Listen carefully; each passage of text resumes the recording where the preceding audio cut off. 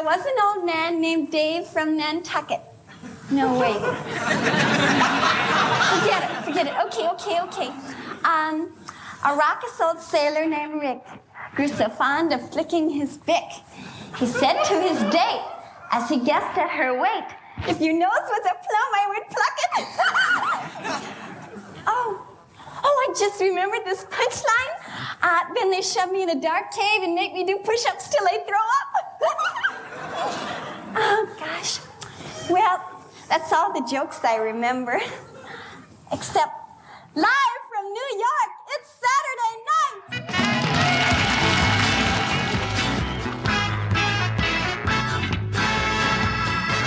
Hello and welcome to the Not Ready for Primetime podcast. We're Gary Seath and Brad Robinson. And you're not. This week we're talking about Season 3, Episode 3 with host Hugh Hefner. Indeed. And musical guest Libby Titus.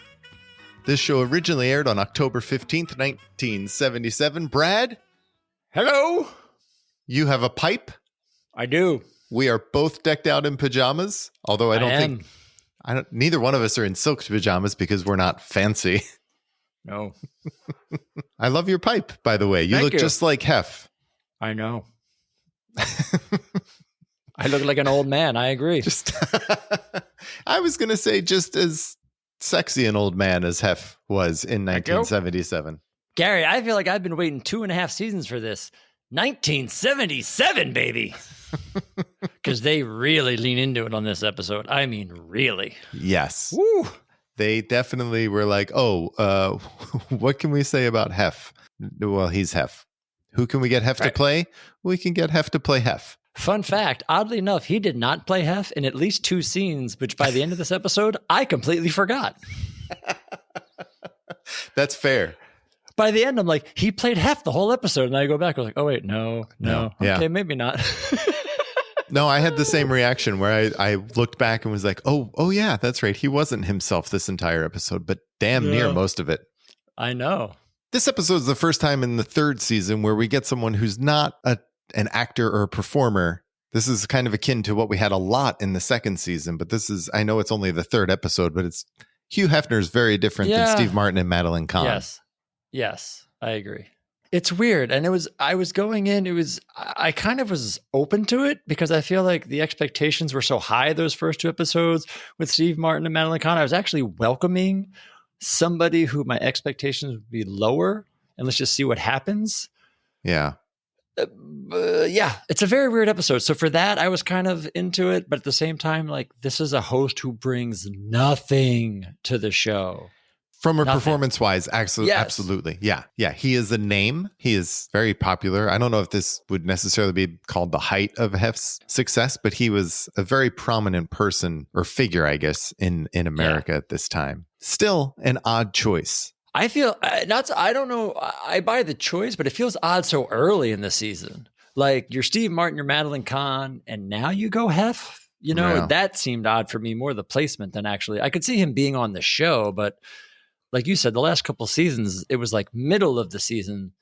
You pull out your Ron Nessens, your Julian Bonds, your Ralph Naders, not episode 3.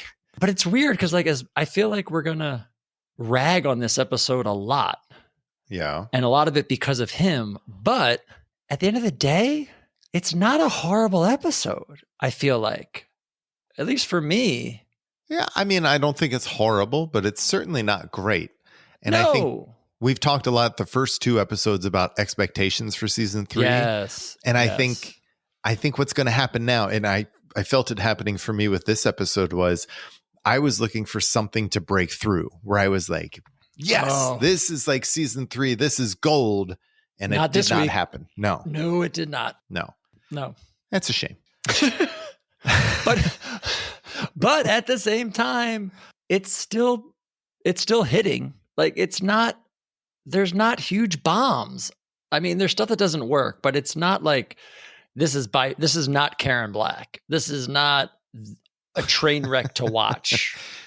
You could still enjoy it. For the most part, yeah. For the most part, yeah. Yes. Yeah. I mean, I think there definitely were a few sketches where it was like, ugh, all right, let's just get through this.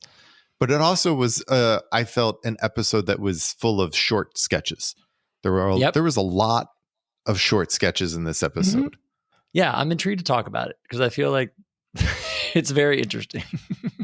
I agree. I mean it in a good way. Should we just get into it then? We might as well. All right. So the cold open starts and is just Laraine on stage with a giant champagne glass in front of a screen that says Playboy party jokes.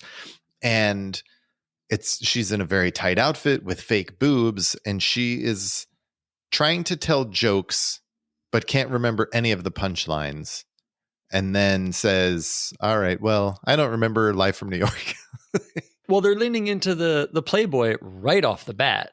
Right. The Playboy party joke scene or pages in the magazine, which was part of the magazine. And she was a in-life character of the characters they would draw on this page. I think it's called a Femlin or something like that. But it's like, so I like the first thing I noticed when I saw her, I was like, oh, she's playing that part. Like the drawing that's in these characters. Listen, I may have read these cartoons back in the day. I may understand what they're doing.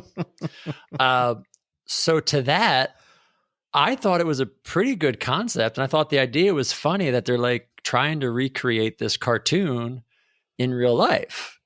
I thought the costume, like you said, worked really well because, it's she's wearing almost like it's not see-through, but it's like a skin-colored like outfit with the glove, with, black gloves up to her elbows and the long black boots up to her knees and her thighs. So it's like, it is very reminiscent and it calls to the magazine very well.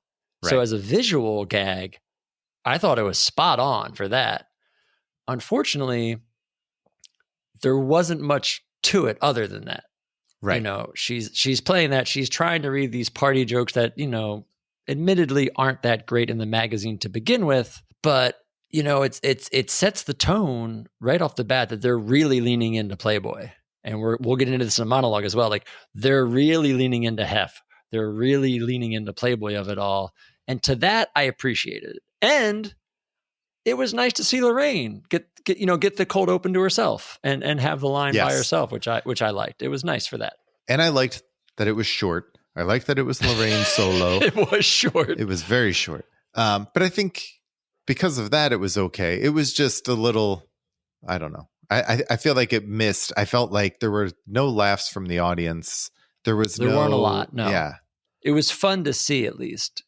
Yeah. I didn't groan over this. I was like, okay, it didn't hit, but like it was a fun thing they tried. I mean, this is again, I think very season 3. They're trying something different. They're trying to use the technical stuff they have to their advantage. And this is something we haven't seen before. And I did like that aspect of it. Right. No, it was different. I'm still not sold, but you're still not sold. That's okay. Well, we don't have to love everything. Nope. The opening credits then come on, and it's the same as last week, right? So we're more or less. I think they cut a little bit of the Jumbotron stuff out, but the general, it's all there. Yeah. And we get Hef coming on stage in his pajamas, as we are, and it really is the best way to perform. I feel like is in pajamas. No, right? You're loose, right? It's airy. Right. You feel good. It's comfy. Yeah, absolutely. Yeah. Well, hopefully, yeah. And he comes on to talk about how surprised he was that he was asked to be the host. He makes a Ralph Nader joke pretty much right away, right? Well, yes, he does. I mean, before then, there's two things I noticed. One, we should say, is there's a huge Playboy Bunny logo on the floor of the set that they put on. So again, leaning into the Playboyness of it all. It's almost like they painted the floor black and there's the white Playboy Bunny logo. That was the first of two things I noticed. The second thing I noticed was there was a goddamn stool sitting there. No. And it's never good when the host walks out to a stool sitting on home base. That can only mean one thing, Brad. Only mean one thing. What is that one thing? It's one of your favorites. Of course he's going to sing. Of course. Why would he not sing? Why not? But after he makes said Ralph Nader joke, how his friends thought he might have been funnier than Ralph Nader. Right. P.S. Not so sure. I agree. Yeah. He starts singing. he starts singing Thank Heaven for Little Girls, which, whatever, 47 years later is a little creepy. But 1977, baby. Again, it's like leaning into this. The whole show leans into Hef the persona so heavy. Which I think you kind of have to, because he brings nothing as Hef. So you as the show have to do that lean. No, because he's not leaning into the show. Right. So the show has to lean into him. It's the only way this is going to work. Right.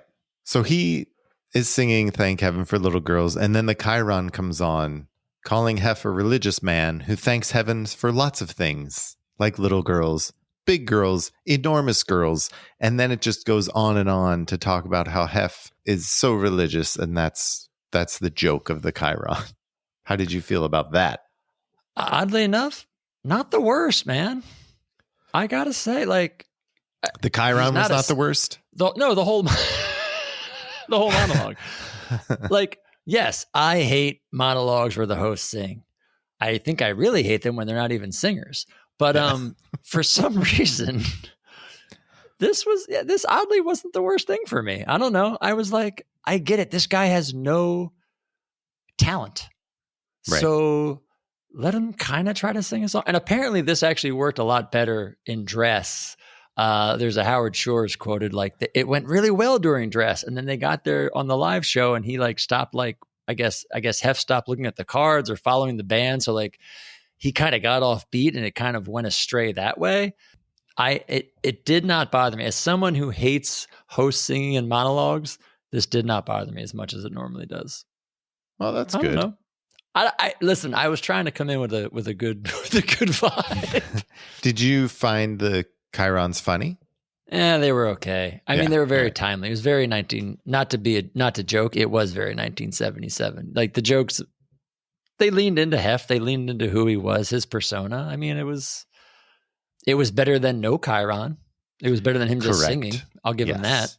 Well, our first commercial was very 1977 too, because I felt like it was a direct ripoff of a commercial of the time, which is Jane talking to camera, and her first line, maybe her second line, is "I'm beautiful but dumb," and she is promoting the Angora bouquet, which penetrates your skin with some sort of tranquilizers they talk about. Hi, I'm beautiful but stupid, and I found the soap that helps me stay that way. My husband says I look natural and unspoiled, and he loves the way I never bother him with my opinions. Let's face it, good looks and complex human emotions just don't mix. I guess that's why I use Angora bouquet with pH formula 23. Angora bouquet's thousands of tiny tranquilizers penetrate your skin to wash reality away and make your mind and skin as clear as a baby's. You see, Angora bouquet actually contains methaqualone, the same tranquilizing agent that is found in those large white pills I often come across in Bill Jr.'s jeans pockets when I do the laundry. Honey, why don't you try this other side of the ring here? A little more leaves that way. This was fun. I thought Jane was very good in it. I thought Jane was very good. Of course she was. Yeah. Hey, how good is Jane? How great is Jane? Exactly. No, it's decent. I believe this was written by Ann Beats. Like you said, it's quick, it's short. There's a great little bit of action at the end where, they try to play up on how quote unquote dumb she is. And her and Bill are outside in the fall raking leaves, and her leaf is turned over the wrong way. So she's using the flat end, and Bill walks over and flips the rake over, which I thought was funny. And then they start to walk off, and she steps on the rake and it hits Bill in the face. And I thought that little physical humor with Bill was really good. I thought they were both good in this. Yeah, I got to say, we're 3 episodes in. They're doing a really great job with the fake ads this season. It's like this is the 3rd episode in a row where you're getting high quality production value, and they're funny. Like they're funny and they're written and they're performed well. The ad spoofs, the fake ads are really good this season. This is just another one in that line. They're on point. Yeah. And this is another place where you can see that added production value. Yes. Because the commercials are just but they're just done much nicer. Like, well, it's on production-wise. It's on location. It's edited well. Like it, season 1, season 2, this is done in front of a green screen. It's like Mel's Char Palace kind of thing. Like this is done like a legit actual commercial. And I think it really sells to it. And we're going to see this time and time again later this season. But I did really like that. But yeah, it was like, even on its own, I thought it was a fun piece. Yeah, it was fun. And we get more sets and more props in our next sketch. When we head to we head to the year 3000, where we're in a mirror universe where there are two sides of the universe. The men rule one side of the universe and the women rule the other, and they are headed towards conflict. I'm getting all this from the Chiron, by the way. True. Then we see the men's ship, which is a long phallic-esque, if you will. Yes, that's the word I was looking for. Thank you. There with Captain Macho, played by Hef, at the helm. They're talking about seeing this other ship and how there's going to be conflict. And then we cut to the women's ship, which is headed by Captain Estrogena, who's played by Jane. And the first funny line I thought in this was when Gilda says, their ship is not as big as we had hoped. That was a good one. I liked before then they're in the men's ship and they see the women's ship and they're talking. They go, well, they're different, but basically equal than us.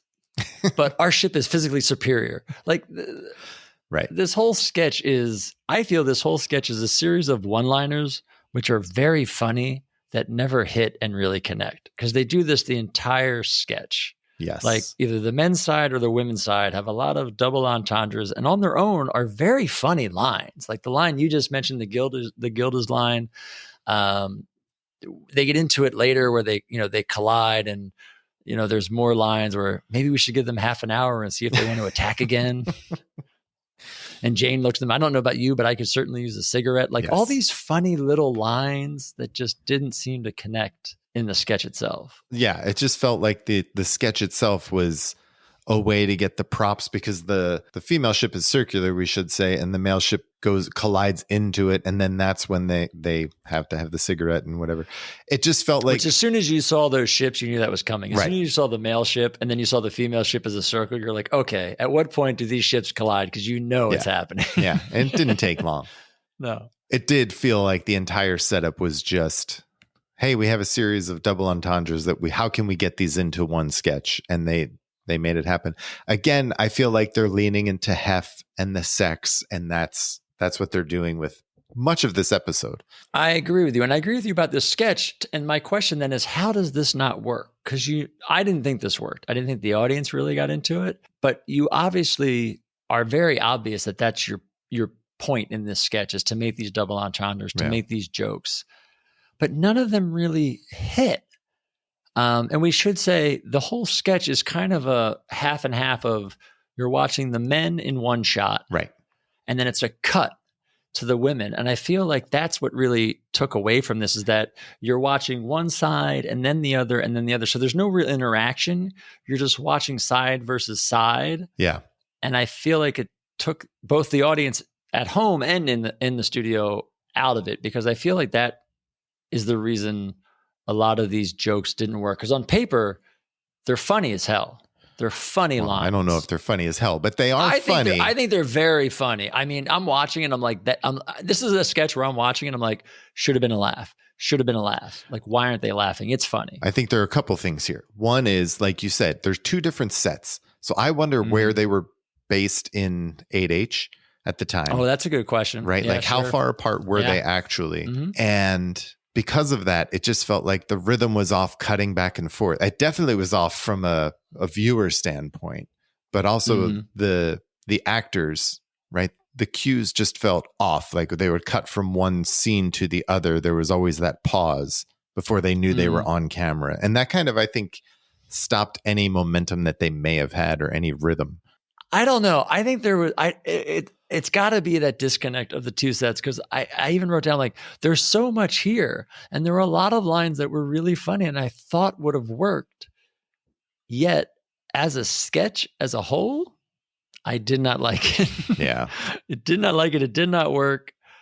I think it was just too disjointed. Like again, even the audience wasn't into it. And it was just so weird because there's a lot of stuff that should have worked. something else that maybe should have worked, but I'm not sure that did, was Libby Titus coming out to sing Fool That I Am, which is from her self-titled debut. Was it a debut album? I don't know if it was her debut album. Interesting story. It's her self-titled second album. Ah, okay. Her debut album, also self-titled. Oh. So she had an album in 1968 called Libby Titus. This was her second album, also called Libby Titus. But 9 years later. I can't do math, but sure. Yeah, this came out in 77, like earlier this year. 77. Yeah, this was her second album, produced by Phil Ramone, Robbie Robertson, Carly Simon, and of course, Paul Simon. So you got both Simons. I got to admit, I do not know Libby Titus music that well, but the reason I know Libby Titus is that this time she was with Lee Von Helm of the band. Mother of his daughter Amy, who performs now. So like I know Libby Titus as like a figure of this era more so than like her actual songs. She went on like work with Burt Bacharach, and she worked a lot with Carly Simon. I think Carly Simon actually wrote a song about her like the year before on her album. She went on to work with Dr. John. I think she was married, might still be like one of the dudes from Steely Dan.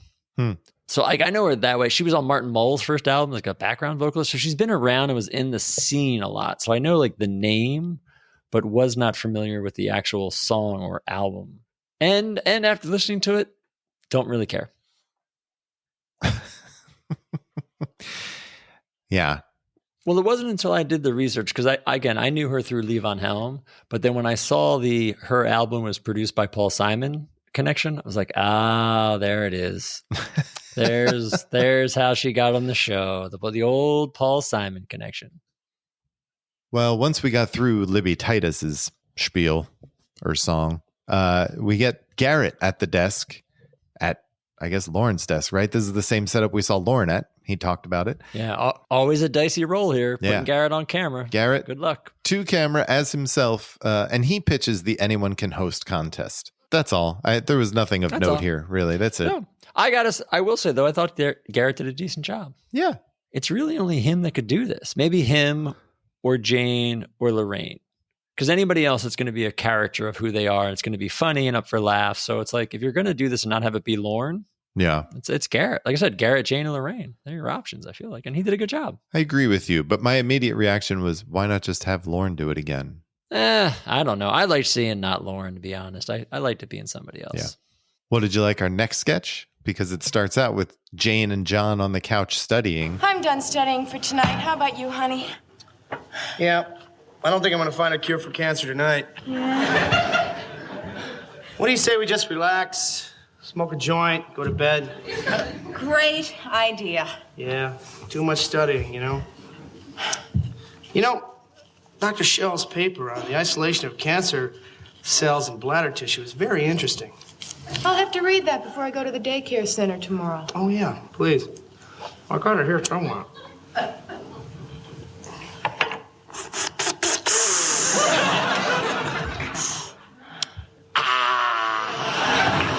Freeze! Ex-police! Ex-police? We were kicked off the force a couple of months ago. That won't keep us from enforcing the law. You two were smoking marijuana. It's a felony. You can't come in here without a warrant. All right. This is my warrant, baby. Hey!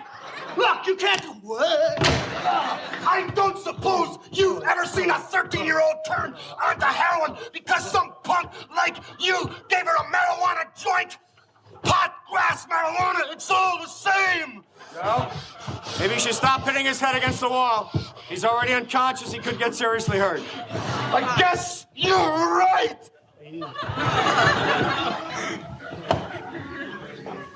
It's too late. He's dead. Another marijuana-related death. Better make it look like the girl did it. It's a good idea. Not a lot of meat on the bone on this one, I gotta say. And this is a reoccurring sketch. This is a Franken and Davis piece, and we will see this again a couple of times between this season and next. Yeah. So get ready. And it felt like the beginnings of something. I mean, knowing that this comes back, I was looking for it to be more, but I could still see the parts of it that I was like, all right, there's something here. I get it. There's something there. I think they start setting up their catchphrase where it is, when you look at it in the grand scheme, it's kind of funny where Dan kills John and then he looks at him and goes, another marijuana related death. Yes. And I think they use that through each scene where like they cause the death and they blame it on whatever it is they're trying to stop. So I did like that. Other than that, like you said, again, it's a short one, and they're just kind of setting up this scenario for future sketches. Yeah. The next sketch was also short, but it set nothing up for the future. It was they had a good chyron, I'll say, before that, where they said, should television have its tubes tied? It's one of the rare instances where I thought the chyron's worth mentioning. You like that one? I thought it was funny. I made note of it at least. Oh, that's good. Yeah, it was fine. It's that kind of episode, man. Yeah. Sorry. I'm watching chyrons. I guess.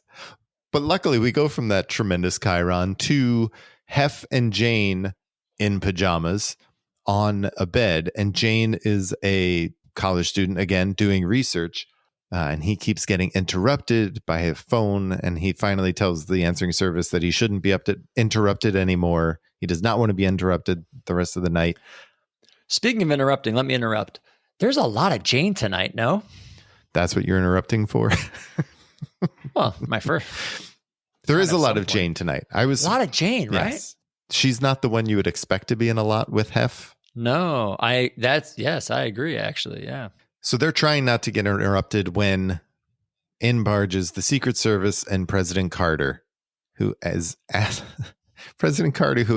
Hef about which headphones he should wear, and Hef gives him that advice, and that's it. That's the sketch.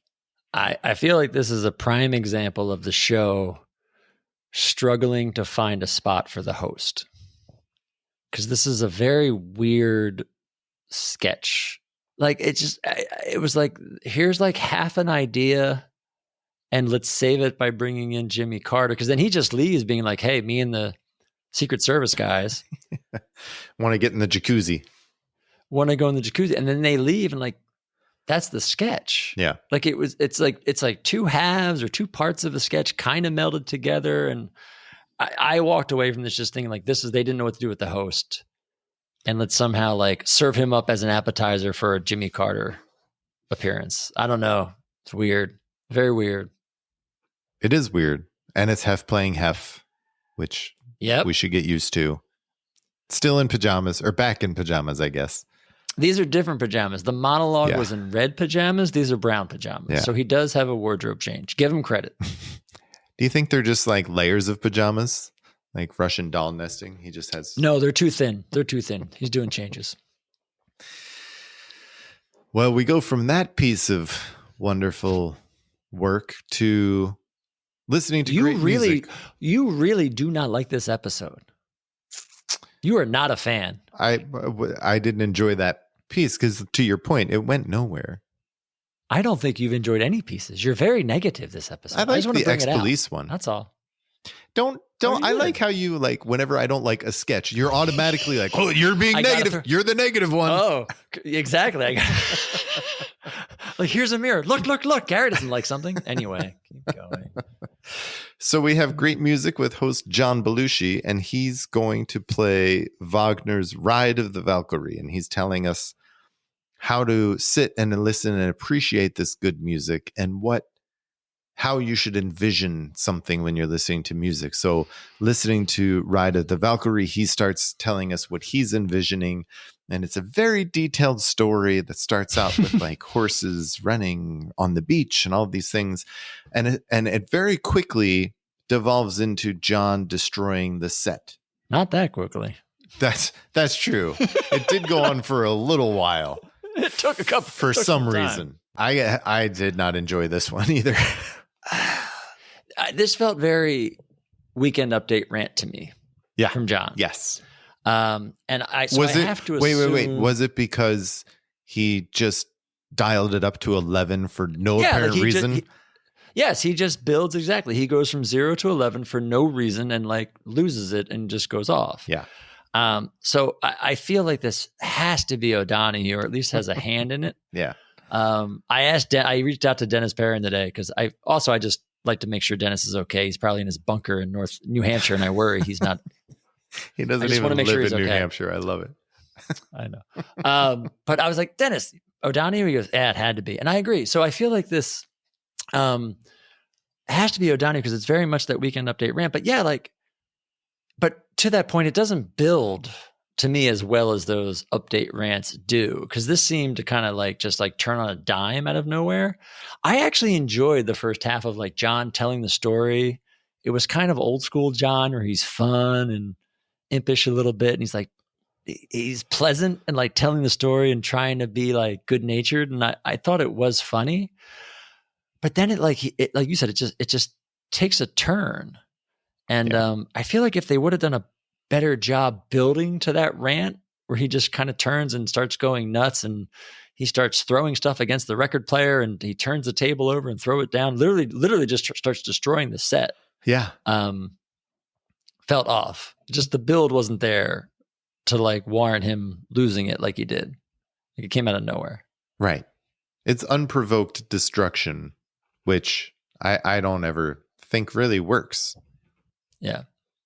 Well, it did lead us into Weekend Update, hosted by Jane and Dan, although he's introduced as Don. Or Don. I think that's a joke from last week when he messed up. He called Jane Joan last week. So I'm only guessing that they tried to make a joke about him messing up Jane's name last week. Yeah. I don't know. It's a nice little back and forth, though, with Don Pardo and Dan it's start something. off. Yeah. I also they got rid of the whole news team thing in the beginning. Finally, it's just, they cut in and it's just Dan and Jane. It's not the whole quote unquote news team around the desk. Right. So they're starting to cut the fat a little bit from Weekend Update, which is good. There's no correspondence this week. That's true. Right. That's true. So maybe they just stop that, but also there's no one that comes on to this week to do it. So there are a bunch of jokes.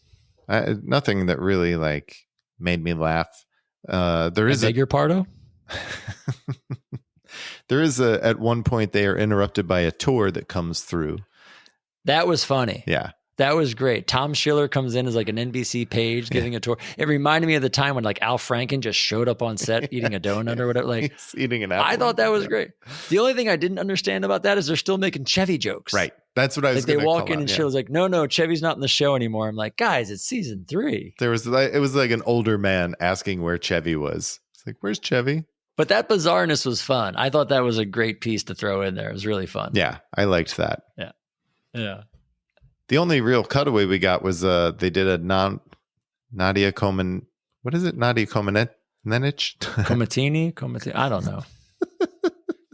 Dennis, let us know what her last name is. Gilda. And then they talk about her going on tour, and then Gilda. It cuts away to Gilda doing a commercial as her, and says, she says, "Come and see me while I'm still young and cute, because I'm going to turn into a big Romanian woman, and we're not so cute." Well, I think, and Zweibel's written about this. They got a lot of heat from this because Zweibel wrote this with her and about the derogatory nature of the women and their description of how the women turn, and people got upset about this. Yeah. But that was it. That was the only part of Weekend Update that went away. Then we go back. We again get the Dancing N comes on with a news bulletin. Which is Gilda again. Double duty for Gilda. Give her credit. Yeah, right away. She stops doing somersaults and throws on the big N. Tap dances her way on set. And they do note that this is the first SNL broadcast overseas to the troops. And then they cut in with, now we're at war. This seemed really rushed. Something about this seemed off, either the timing or the delivery, but the audience didn't really buy the whole army bit. And it was a weird way to end Weekend Update. That's what I was going to say. It was quick. Yeah. It was quick to the end. Yeah. It was a fast Weekend Update. No correspondence like we mentioned, but I was expecting it to go longer. But I do think Update's getting better. I think losing they've gone from whatever it was, 4 correspondents to 1, now 0. Right. But the cutaway to Gilda was funny. And Gilda was, it's Gilda being Gilda. She was great. Yeah.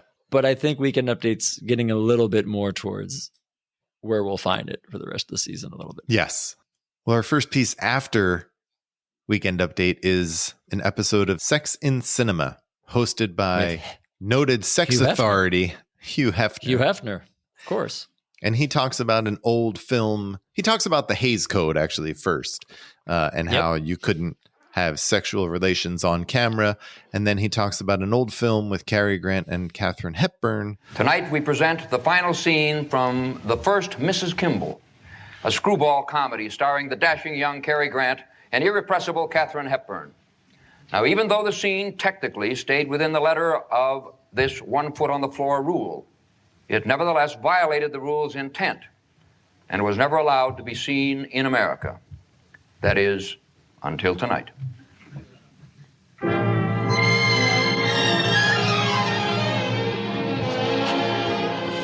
But, Judy, I can't go to the lawyer's office in this. I look ridiculous. I think you look rather cute. I'll go back to the laundry and tell them I need my suit. You can't boss me around. I'm not your wife anymore. Well, you are until you sign those papers. Now go get me my suit. All right. I'm putting my foot down. Is that all right? You're such a little boy, George Kimball. I love you. Yes, I noticed it was getting a little warmer in here. Oh, Judy. Whose idea was this, anyway, this divorce? It's such a stupid thing. Whose idea was it in the first place? I think it was yours, George Kimball. Now, let's just pretend I never thought of such a thing, Mrs. Kimball. Oh, George. Judy. George. Oh, Judy. George. George. George. Oh, George. Judy. George. Judy. Oh, George. I thought this was very good because of Bill and Laraine. Like once I saw the two of them doing their impressions, I was in on whatever they were going to do from there on out. Yeah, this was great. I mean, as soon as he starts setting it up and teeing it up with Cary Grant and Katharine Hepburn, you know you're going to get good impressions, whoever it was. And Bill is fantastic.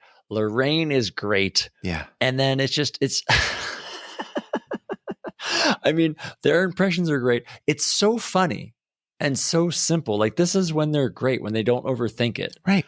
It's like, and just their impressions are just fantastic. And then, he throws her on the bed. And then, as you say, the camera pans down and they just show his 1 foot on the bed, on the ground, as they basically start having sex. And you hear the audio of them doing it. And his foot starts flapping around and flipping and flopping and and it was so funny and just such a smart thing to do. And I love this sketch. I thought it was so great. The only thing I would say is, and I guess I get why you did, is you didn't need to go back to Hef at the end. You know, the clip of the movie runs out. Right. And they cut back to Hef being like, that was that. And, you know, next week we're going to show blah, blah, blah, blah, blah. And I mean, I get why they did it, but it just didn't add anything. But you need an ending, so I understand it. But yeah, the sketch itself with Bill and Laraine it's great. It's so funny. They even had the title card comes up and says the end. And then it fades to black and then comes back to Hef. And that's when I was like, wait, what are we doing? It was all, and they did a weird job with that the end thing too. It was weird. But I mean, I think this is a great example of a sketch most people don't think about or remember. Right. And this is a great sketch. Like, again, Bill's fantastic. Lorraine's fantastic. It's written smart. It's performed well. Like everything about this is really good. Yeah. Really enjoyed this one. I agree. Did you really enjoy the 3 R's, which came on next? Gary, I was excited to see Jane Curtin as a talk show host. Yeah, me too. And I will leave it at that. So Jane is hosting the 3 R's, which is an educational talk show. And her guest is John playing Michael Mykonos and his daughter Colleen, played by Gilda. And he is suing the New York school district because she graduated, but she's so dumb she can't even read. This all was a setup so that John could continually hit Gilda in the head. Yeah. Have we officially seen this character before? That's the this face. is like Gilda playing her comatose type character. Like we kind of saw it in The Hornet's Nest, and we saw it in that Julian Bond episode where she played the wife, where she's catatonic or whatever. Yes. So it's like, I feel like we've seen this character sort of by her, but I guess maybe it changes because it was a wife and now it's a daughter. But we've seen Gilda do this before. Yes, we have. It's like John going off about the school district and he keeps hitting Gilda in the head, which to her credit, she still does physical comedy well. I mean, she's still good. But then it got really weird at the end when like Jane started yelling at her. Yeah. And then Jane hits her in the head. So it's like, what's going on here? Yeah.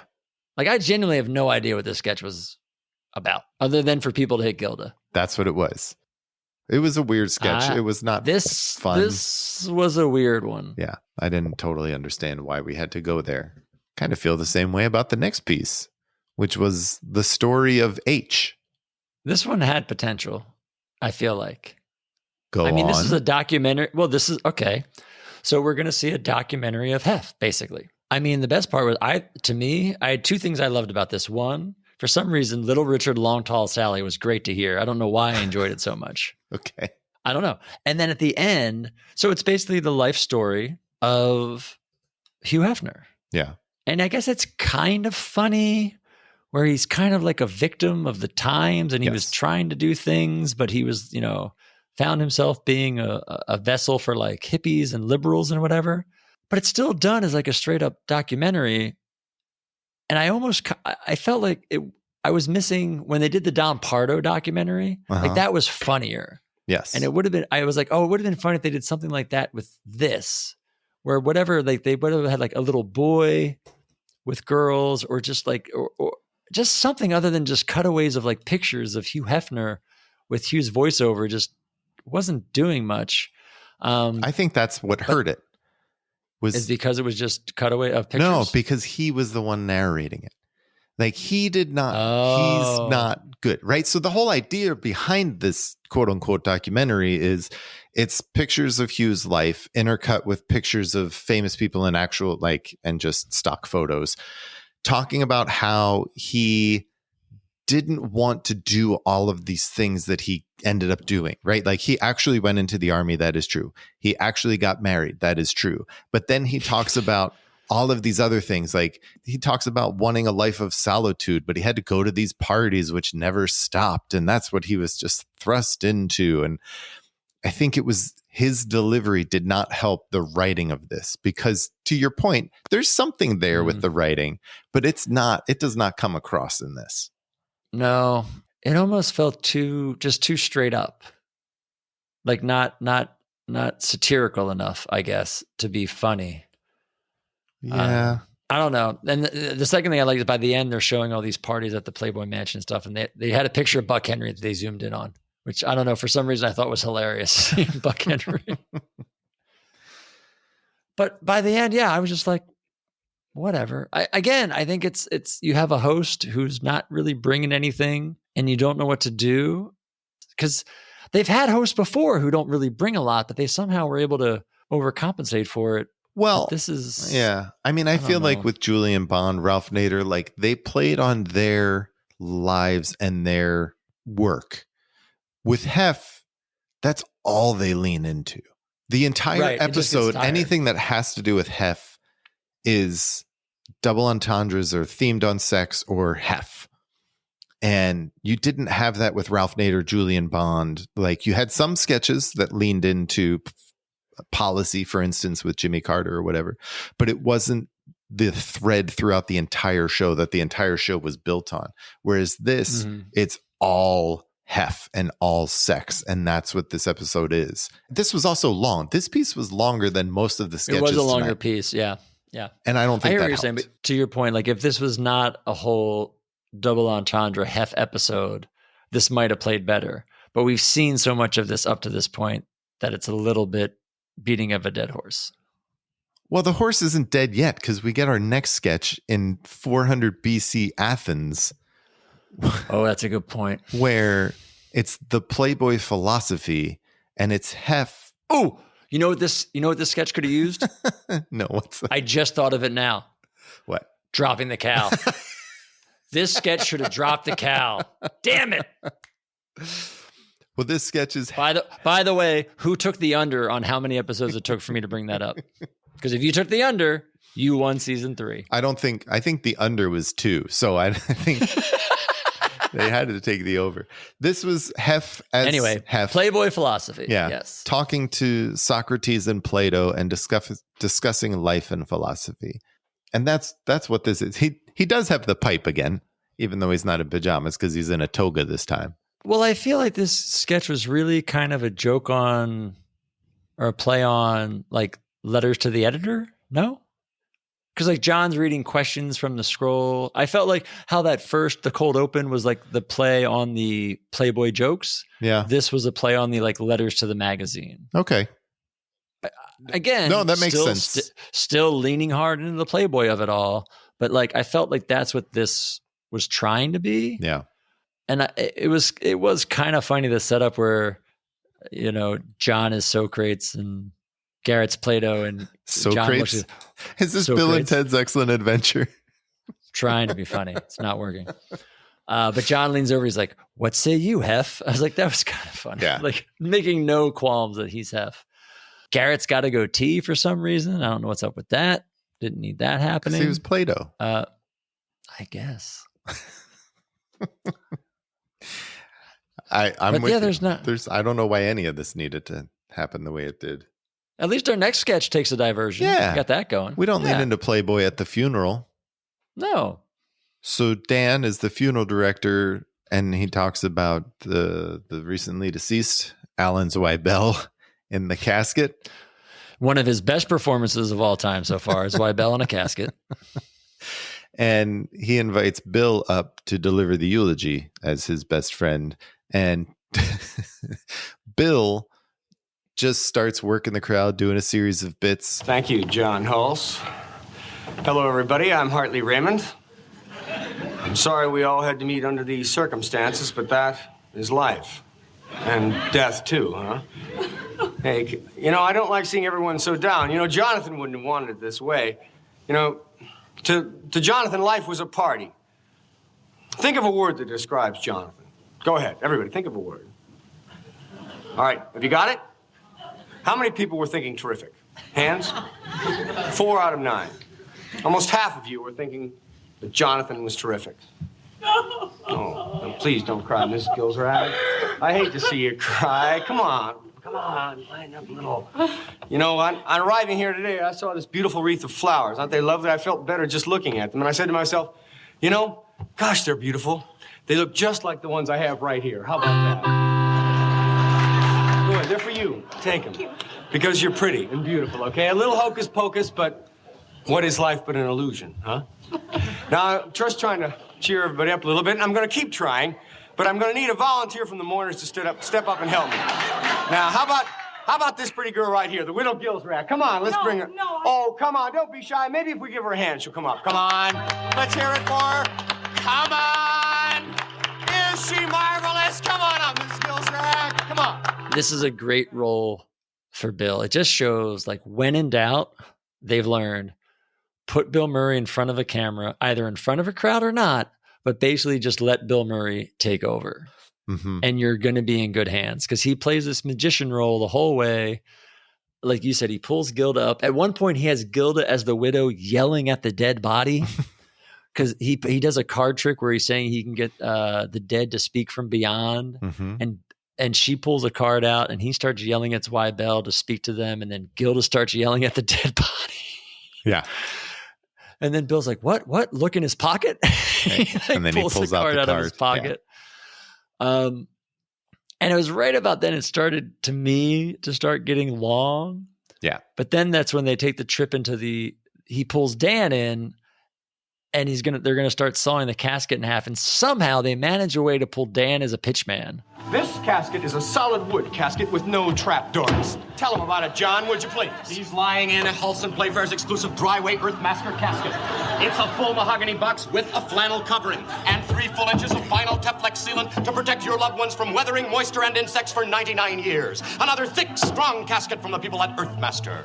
You know, it was funny, a little long, but it was funny. It was just fun to watch Bill like take over a sketch again. Yeah. Dan was great. Bill was great. Gilda was great. And Zweibel was excellent. Zweibel was excellent. I mean, this was some of Zweibel's best work, we got to say. Loves Wybell. Yeah. We should say Hef was in the scene, not as Hef. He was like Gary, That's I believe true. was his name. I think that's so we got to, he looked very awkward, not knowing what to do. Yes, he did. Not knowing what to do in full set of clothes and without a pipe. Right. Completely out of his element.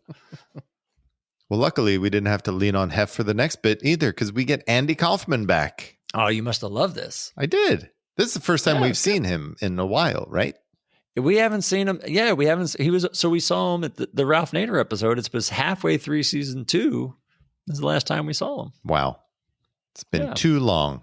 Yeah. Well, he comes on to sing Oklahoma with the band, and then he goes to the piano and plays a song that he actually wrote called And That's the Way It Goes, where he interacts with the audience and has them participate. And then he changes into his Elvis costume and sings I Need Your Love Tonight. Yeah, this was fun, Andy Kaufman. Lot going on here, yeah. Yeah. Again, last time we saw Andy Kaufman, there was a lot going on like this. That's true. But I thought when he started interacting with the audience and he said, every time I say okay, you say okay, okay. And they said okay, well, and that kept going on. I thought, well, that's a classic bit, right? Yeah. Isn't that a classic Andy Kaufman bit? Yeah. And it was really fun to watch it. It was good. It was. I don't know. I don't know if we needed the Elvis bit. Like, we'd already seen him do Elvis. There wasn't anything new. I was kind of waiting for him at the end to look at the crowd and be like, thank you very much. Right. Like, it was just because I was like, why do it? Like, why do it if there's not a payoff? But the middle part was great. The middle part with the crowd and the song was fantastic. It was really fun to watch. Yeah, it was fun. I always enjoy Andy Kaufman, and I thought this was a lot of fun. It was good to have him back. Well, we're getting close to the end of the show, and I thought we were going to get another Libby Titus number, but we didn't. Instead, we get the Farbers at the Playboy Club. Somebody else we haven't seen in a while, the Farbers. I haven't seen them in a while since mid-season 2, end of season 2. Oh, I guess that was Julian Bond the last time we saw them? Yeah. Wow. Yeah. So they are at the Playboy Club with Dan, who is Larry Farber is one of his clients. So he took the Farbers to the Playboy Club, and Bobby, played by Gilda, is not enjoying herself there. Larry definitely is enjoying himself, and Gilda just wants to get home to the kids. And then Hef shows up. John and Dan are very excited to see him, and they get up and they start interacting with him. And then Hef talks to Gilda about a piece that he's editing, and Hef basically takes Bobby away, and John is oblivious to what's going to happen, and he takes her away. I'm like, well, I'll buy you guys some drinks and we'll be back. And they're just amazed that Hef is buying them drinks, and Hef walks off with Bobby, and that's why they stay. Yeah, Hef playing Hef again. Yeah. It was fun to see. It was interesting to see the Farbers so late.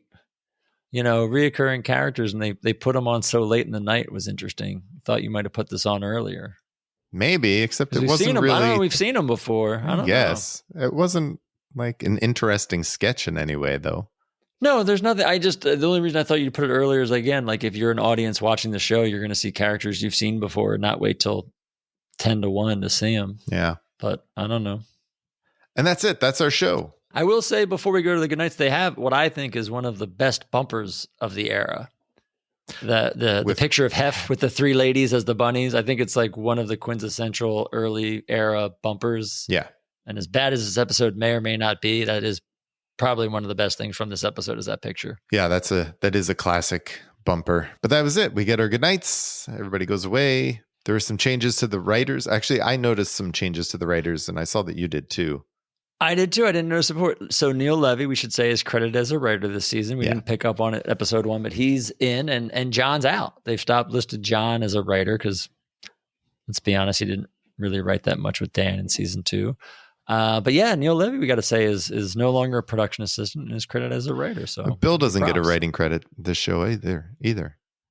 Well, all in all, I did not love this episode. No, you did not. You just own it, man. Own it. Yeah. You didn't like it. I think part of it we talked about before is kind of this season 3 expectation. And I still feel like we're on that ramp up into the season at this point that I guess I wasn't expecting, or not. I was hoping we would get past sooner. I don't know. I thought this was a decent episode. It wasn't great, but to be fair, I wasn't expecting it to be. Like, you're coming in, it's Hugh Hefner. I'm like, all right, I was expecting this to be a shitty episode. I'm not going to lie. I think it outperformed my expectations a little bit because he didn't add anything, which you didn't. I think it's like an added bonus, when the host delivers in this kind of a case, So if you're not expecting them to, okay, fine, par for the course. But there weren't like dead weight anchor sketches that just bombed. They were like I think the problem was most of the episode was very middle of the road ass sketches. Yeah. C- sketches. Like nothing stood out. Like you mentioned at one point, you were waiting for something to break out and be like, oh my God, this is it. Right. Never happened. No. But at the same time, there weren't great sketches, but I don't think there was anything that you were just like, this is horrendous. And so I feel like the show has found its footing where like, okay, the host isn't going to do anything. We'll at least get by and make it watchable. I don't know. I feel like they've done more with lesser hosts. I think this one just got so wrapped up in the cult of personality that is Hugh Hefner and the whole Playboy thing that it took over the show. And then it was easy to do really cheap double entendre jokes and not go anywhere with the sketches, like that spaceship sketch, right? Could have been more, could have done something more with that and still had that sketch could have totally been more. That sketch is the one. That's probably the one of the episode that bothers me the most of it, because I feel like that one could have been and should have been better. Yeah. And I feel like on paper, I feel like that may also just be one, like you read it on paper and you're like, this is gold. Like this is hilarious. And then for whatever reason, like I said, and you said, maybe they're on opposite ends of this, of the studio, and the cutting back and forth just doesn't connect. But like, that's when I think you read it on paper and you're like, yes, like this works. There's a reason that's the first sketch you see after the monologue, because it works. It just didn't. Yeah.